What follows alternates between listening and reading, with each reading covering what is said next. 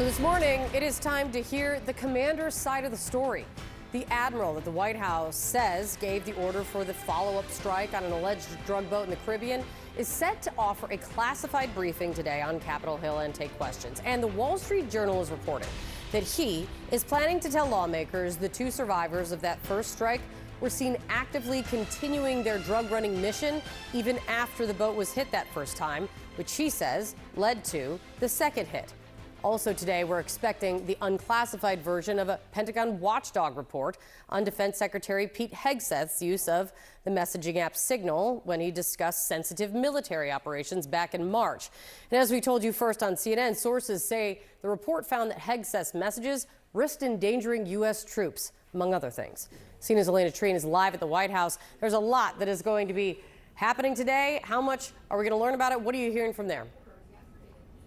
Yeah, a lot of attention, Kate, on the Pentagon and specifically, of course, Secretary Hegseth between these two things that we're going to see happening. I want to start with this briefing, this really high stakes anticipated briefing that Admiral Bradley is going to be giving to members of the House and Senate Armed Services Committee. It's going to be closed door, as you mentioned. It's going to be classified.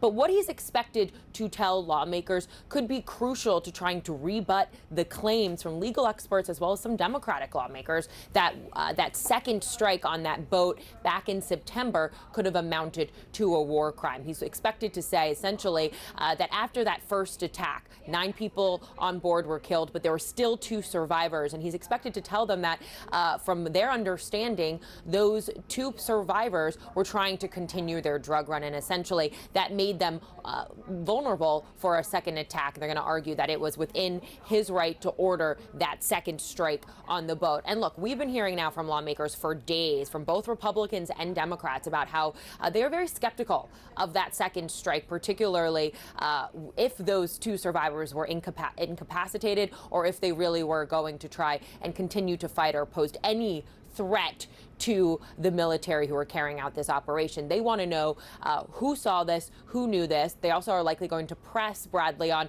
what Hegseth had said publicly during that cabinet meeting on Tuesday, that he had only been there for the first part of the strike. And they also want to probably get more answers on really how did they reach their conclusions that these 2 survivors were still a potential threat. So that's going to be a big focus. Then again, still watching to see this IG report coming out today on Hegseth and the use of Signal. That's going to be a big point of talk for Hegseth today as well.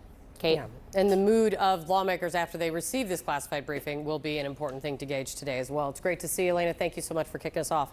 John. All right, joining us now is CNN senior legal analyst Elie Honig. Counselor, great to see you. I want to read you the Wall Street Journal reporting on what Admiral Bradley is going to say today. Admiral Frank Mitch Bradley plans to say he and his legal advisor concluded the 2 survivors were attempting to continue their drug run, making them and the already damaged vessel legitimate targets for another attack, 2 defendants said. So we're day 5 or 6 into this. This is sort of the defense they appear to have settled on.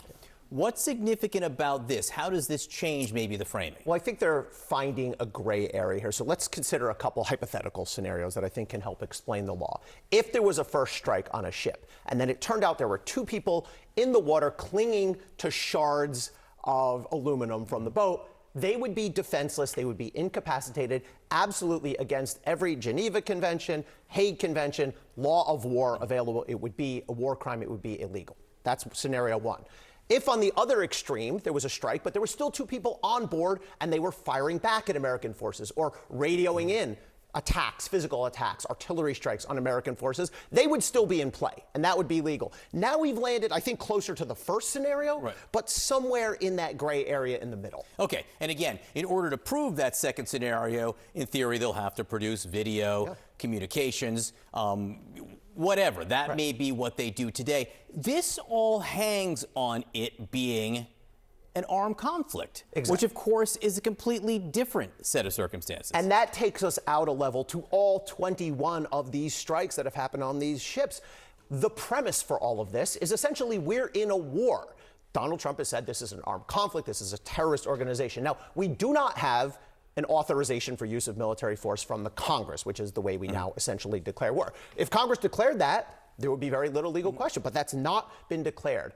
We have had international drug importation into this country for centuries. Yet no administration, Republican or Democrat, has ever said that is the equivalent of being at war. In fact, if you look at the legal sources, the way we defined armed conflict is, first of all, an armed, it's not even clear these people were armed, right? An armed, organized force that's making a sustained assault on the American homeland. All of those elements, I think, are very fairly in question here. And even if you accept the premise from the administration that this is an armed conflict, even with this new version of events that we're seeing now for the first time, is it clear that trying to deliver the drugs and or calling or communicating with another boat would be a threat? So really important point. Even if there is a war, even if you have combatants, if they are incapacitated, if they are defenseless, if they are wounded or shipwrecked, that's actually a literal textbook example, you cannot circle back and kill them.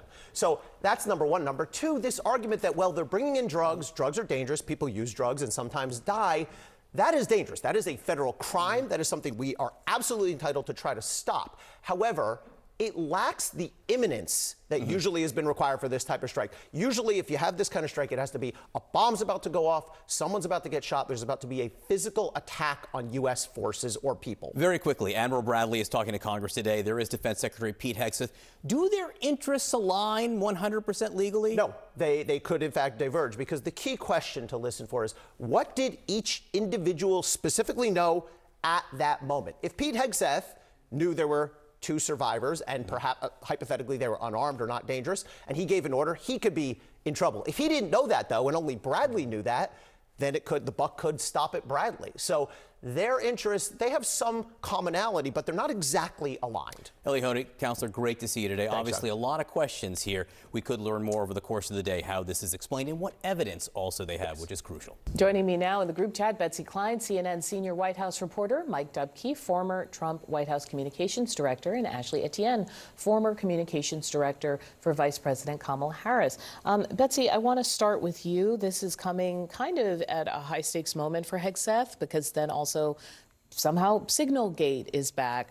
Can you talk about how they plan to approach this? Well, just setting aside the legality here, this has become a very serious political problem for this White House. As you saw, as these Republican lawmakers are laying out very serious concerns about what took place here, as well as Hegseth's handling of it. So the question is he going to depart, or will the president continue to go to the mat for him? Right now, it appears to be the case that the president is all in on Secretary Hegseth. He has given him his full support here. But the other question is, are Republicans satisfied by what they hear today, or does this continue to escalate? And we should note, there was the retirement of the previous commander of U.S. Southern Command. It was Admiral Halsey.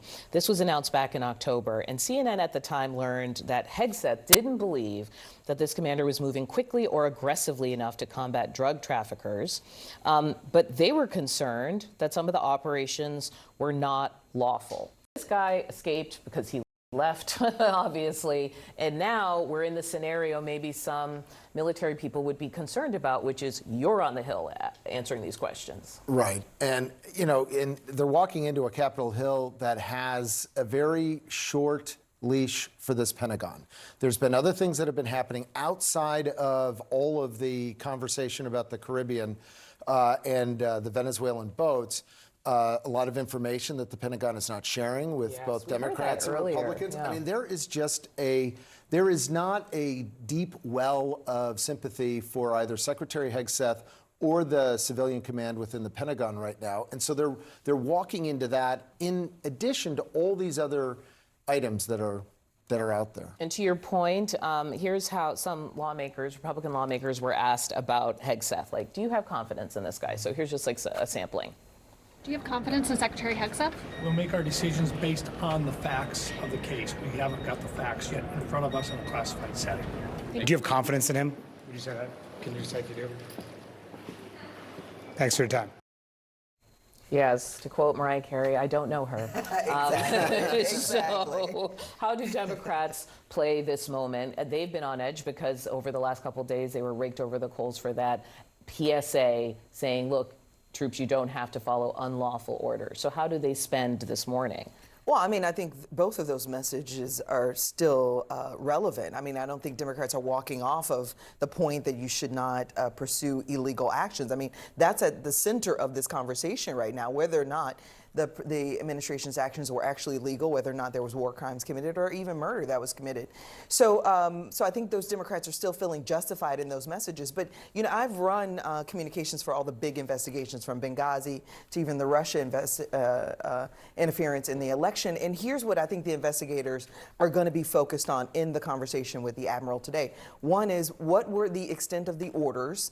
What were the orders from the secretary? And then secondly, was the secretary there and in the room, as he said on Fox News, watching the entire strike from beginning to the end? He left because very busy. Which is hard to believe that you would leave. My understanding is that the strikes happen back to back. So those are going to be the questions here, and it's only Hegseth continues to dig a hole even deeper for himself.